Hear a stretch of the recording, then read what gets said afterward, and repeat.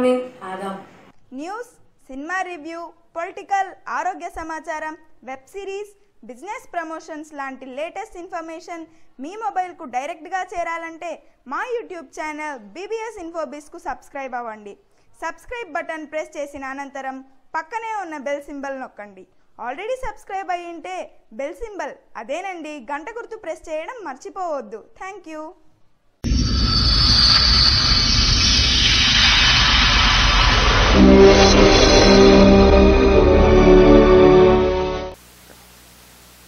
BBS channel ప్రేక్షకులకు నమస్కారం. నంద్యాల ఉప ఎన్నిక వ్యవహారం ఒకసారి పరిశీలిస్తే గత నెల రోజులుగా జరుగుతున్న పరిణామాల ఆధారంగా, ప్రజల నాడి ఆధారంగా, పబ్లిక్లో మేము చేసిన సర్వే ఆధారంగా కొన్ని విషయాలు ఛానల్ ద్వారా చెప్పదలుచుకున్నాము. అదేమంటే, గతంలో అంటే ఉప ఎన్నికలు జరుగుతాయి అనుకున్నప్పటి నుంచి కావచ్చు, ప్రతిపక్ష పార్టీ అయిన వైఎస్ఆర్సీపీకి పవనాలు బాగా వీచాయి. దాదాపు అన్ని సర్వేల్లో కూడా వైసీపీ గెలుస్తుందనే భావన అటు ప్రజల్లో, నాయకుల్లో కూడా కనిపించింది.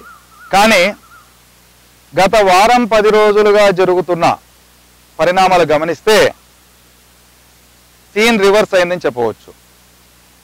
అంటే ముఖ్యంగా తెలుగుదేశం నాయకులంతా ఏకగ్రీవంగా భూమా బ్రహ్మానందరెడ్డికి మద్దతు పలకడం, అంటే ముఖ్యంగా మాజీ ఆర్ఐసి చైర్మన్ ఏవి సుబ్బారెడ్డి తనకున్న పరిచయాలతో, స్థానికంగా తనకున్న నెట్వర్క్తో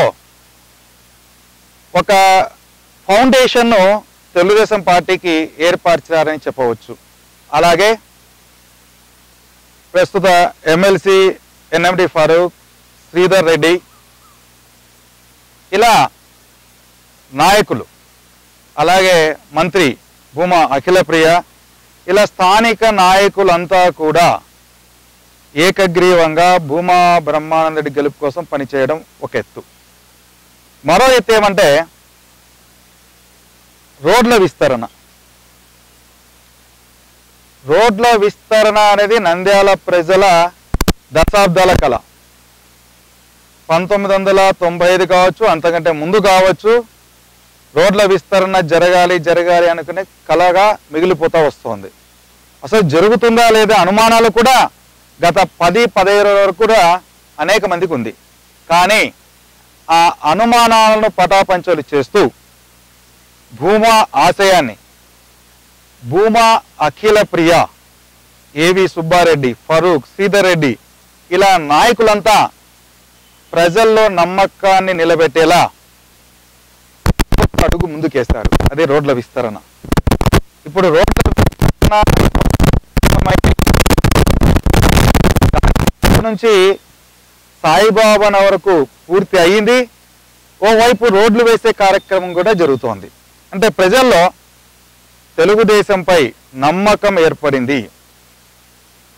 అభివృద్ధి తెలుగుదేశం గవర్నమెంట్ చేస్తుందన్న నమ్మకం ప్రజల్లో కనపడుతోంది. తద్వారా అంతకుముందు వైఎస్ఆర్సీపీకి అనుకూలంగా ఉన్న పవనాలు ఈరోజు తెలుగుదేశం వైపుకు మళ్ళాయని చెప్పవచ్చు. మరీ ముఖ్యంగా ఈ ఎన్నికల్లో, ఈ ఉప ఎన్నికలో ఓటు వేస్తే వైఎస్ఆర్సీపీకి జగన్ ముఖ్యమంత్రి కాడు అనేది అందరికీ తెలిసిన విషయమే. కాబట్టి ఈ ఎన్నిక వరకు అభివృద్ధికి ఓటు వేద్దామన్న ప్రజల భావన వల్ల నంద్యాల ఉప ఎన్నికలో తెలుగుదేశం పార్టీ వైపు విజయావకాశాలు కనపడుతున్నాయి గతం కంటే. గత నెలలో వైఎస్ఆర్సీపీకి అనుకూలంగా ఉన్న ఈ గెలుపు అవకాశాలు ఈరోజు చాలా క్లియర్గా తెలుగుదేశం వైపు కనపడుతున్నాయి. అంటే ప్రజలు అభివృద్ధికి ఓటు వేయడానికి సిద్ధంగా ఉన్నారనేది తెలుస్తోంది. ఏదేమైనా ఈ రోడ్ల విస్తరణ పనులు అలాగే కుందు నది ఇలాంటివన్నీ వెడల్పు చేసే కార్యక్రమాలు, మరెన్నో కుట్టు మిషన్ల పంపిణీ, ఇళ్ల నిర్మాణానికి భూమి పూజ కావచ్చు, ఏదైనా కావచ్చు, ఇలాంటి అభివృద్ధి పనులు మొదలు కావడం, శంకుస్థాపన చేయడము, అన్ని పనులకు టెండర్స్ పిలవడం అనేది ఒక శుభ పరిణామంగా నంద్యాల ప్రజలు భావిస్తున్నారు. కాబట్టి ఈ రోడ్ల విస్తరణ దెబ్బకు వైఎస్ఆర్సీపీ షాక్ అయిందని చెప్పవచ్చు. రోడ్ల విస్తరణకు మద్దతు ఇస్తారా అనేది స్పష్టంగా చెప్పలేకపోతున్నారు, వ్యతిరేకిస్తున్నారు అనేది స్పష్టంగా చెప్పలేకపోతున్నారు. మద్దతు ఇస్తే విస్తరణకు మద్దతు ఇవ్వడం వెనుక కొన్ని కారణాలు, ఖండించడం వల్ల కొన్ని వ్యతిరేక పవనాలు ఇచ్చే అవకాశం ఉంది. కాబట్టి వాళ్ళు ఎటు తేల్చోలేక తటస్థంగా ఉండడమే కూడా వాళ్ళకు ఒక మైనస్ పాయింట్గా ఉంది. ఎనీహౌ ఈ రోడ్ల విస్తరణ దెబ్బకు వైఎస్ఆర్సీపీ కుదేలైందని చెప్పవచ్చు. At the same time Telugu Desam party బలపడిందని చెప్పక తప్పదు.